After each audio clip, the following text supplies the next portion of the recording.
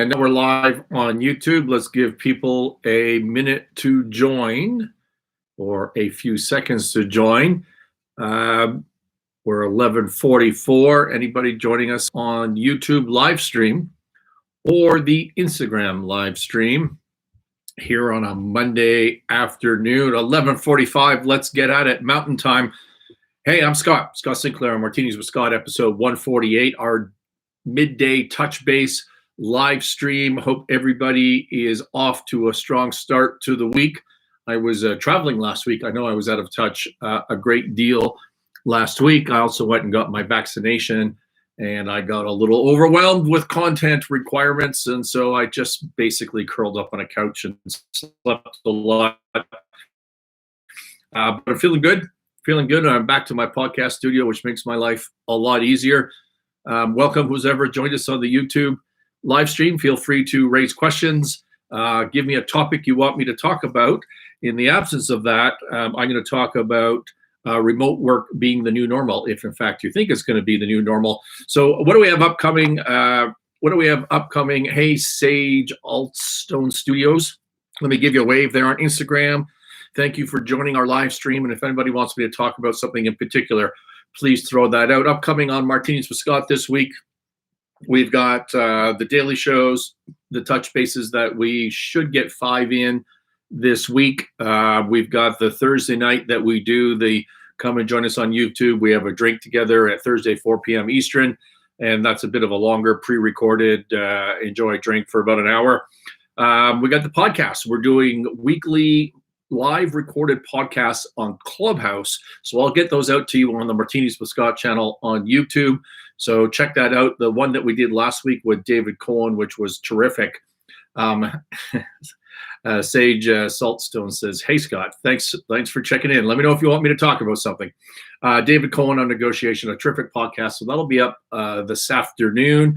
And they've got me doing TikTok videos now, of all things, at my age. So I shot 5 of those this morning. So they'll be on TikTok on the I think it's Martinis with Scott is the username. Someone can correct me if we're wrong. Anyways, there's a lot going on. I need to do some blog posts today as well. I've come up with a new system because you need to have, if you're struggling with something, right? We talk on this show a lot about how to manage things better, how to create systems. Systems are the key to everything. So I wanted to think over the weekend because I was getting overwhelmed, as I said, with content demands. And so I created a new system. And basically what I'm going to do is I'm just going to pound out almost everything on Mondays. I'm going to think about it Sunday night, pound it out on Mondays, but then I'm done for the week. I'm done that I can, so on Mondays, I normally do my accounting. And by that, I mean approve payments, look at my receivables, look at my payables, the things that I need to do for all my businesses and set the agenda for the week. Well, on top of that, I'm going to pound through most of my content, and then my head is free. Because even if I'm only doing a little bit each day on content, it takes a lot of my brain space. And so that's what we're going to try and see if that works for us. So let's talk about, I'm getting questions about remote work. Is this the new normal coming out of the pandemic? Are we coming out of the pandemic? And if we are, is this the new normal? Is this the way we're going to be? So I've had a couple of questions on that. And I saw an article yesterday that I was reading that I thought was very interesting, where some U.S. cities, smaller, remote areas, maybe not if you live there, but like not New York and L.A., like think Tulsa, Oklahoma, I think was one of them. Somewhere in Arkansas was one of them. And they're now offering you cash. $10,000 was one number, I recall, $12,000, $20,000 to move into the community, buy a home, and then you work remote, right? So maybe your job's in New York or your job's in LA or one of the bigger city centers, and you live in one of these remote areas. And is that a sign of the new normal? Brian, thanks for joining on the YouTube live stream. If you have something you want me to talk about, please let me know. We are a show about winning momentum in business and in life, so changing your direction, and anything that you want to throw out, just throw it out. Let me talk about it, but thank you for joining on the live stream. So what do I think about this? Sinclair Range, my company, has always been almost always been a virtual firm to an extent. So we own businesses. I buy troubled businesses. I turn them around. One that I talk about a lot on this show right now. Hey, Magar, thank you for joining.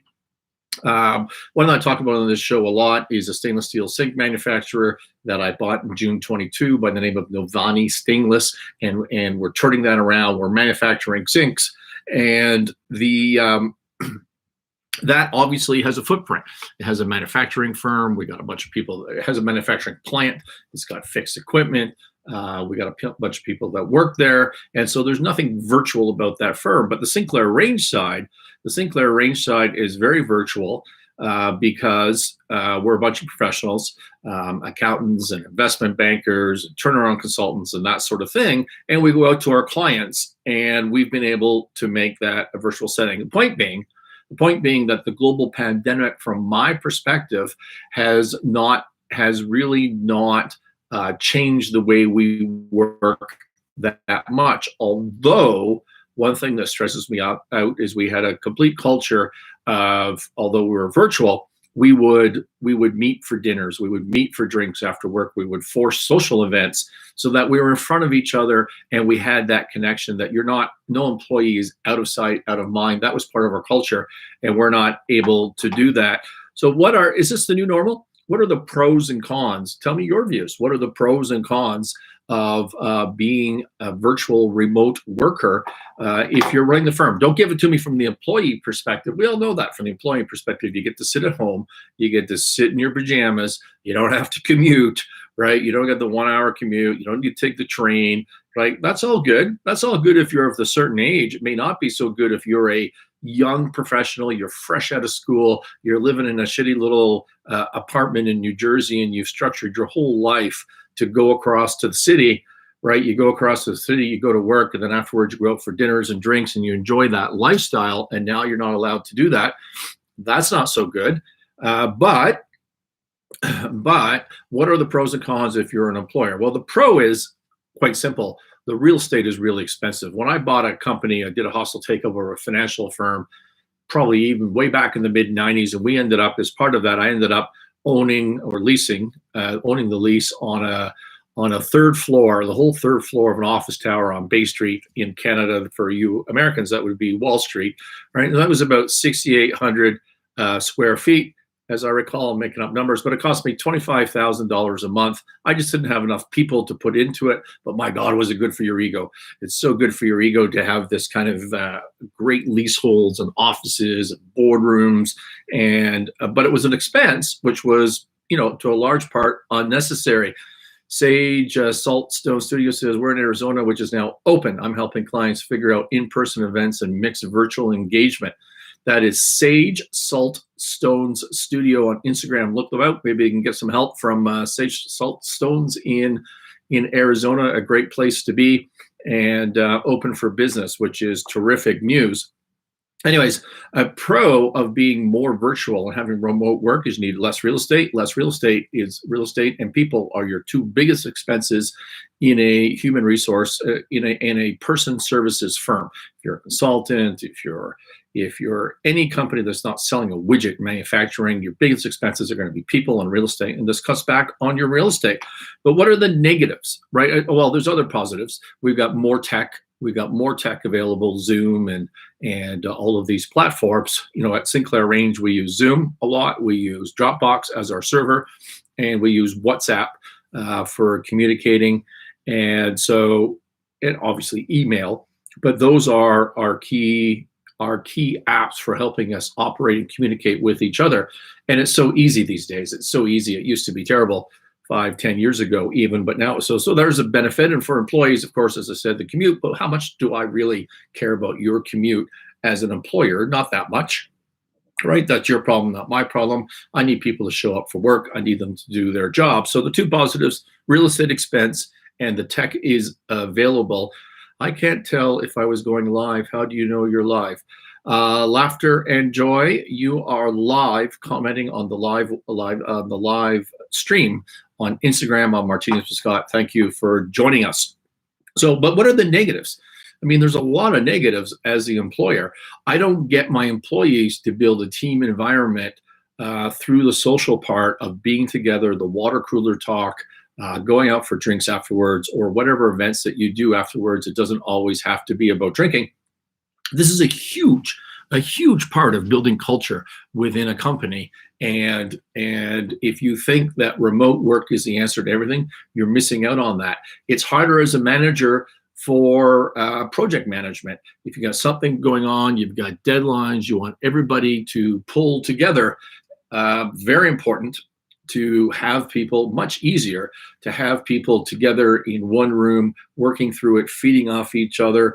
And speaking of that, peer training. It is very difficult in a firm, in my experience, to teach younger people, younger employees, younger professionals, to train them in what they have to do if they're isolated, right? If you're together, I remember when I was a young professional, you're working on a floor with 40 really smart people of different ages, most of them your peers, and you learn from each other. You don't learn from a formalized training program so much. You do, but you really learn from each other. You talk to the person next door, talk to the girl next door to your office, and you say, hey, what about this? What about that? And you learn from each other, and you lose all that. You just lose that sense of communication. I miss whiteboard sessions. Well, we have those on the Martinis with Scott channel, and on the TikTok, it's almost all whiteboards. You can get that right here. So check that out. So the training of young professionals kind of goes away in the remote world, in my view. And a negative, now you're not going to see this as an important negative, but the ego element, the ego of showing up in a beautiful office, in an environment that makes you feel energized, because at the end of the day, it's all about energize. It makes you feel productive. It puts a bright light between where you live and where you work. All of this stuff is really important, and I think everybody who's focusing on remote work is missing out on those sessions. What kind of business? I don't know what that means, Magar. Please maybe be more specific on that. Maybe you're asking me what kind of business I'm in.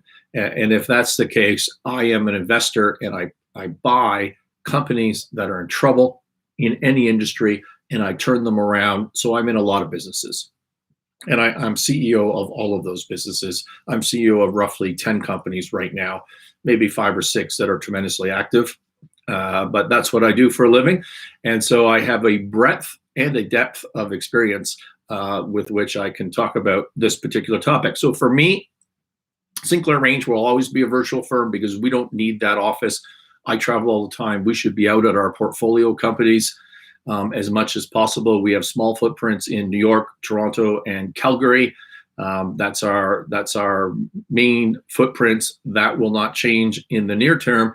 The portfolio companies that we own, the manufacturing companies in Coldwater, Ontario, in Colorado for hemp processing, in Ottawa, in the tool business, they have real estate that we pay lease or we own the building, and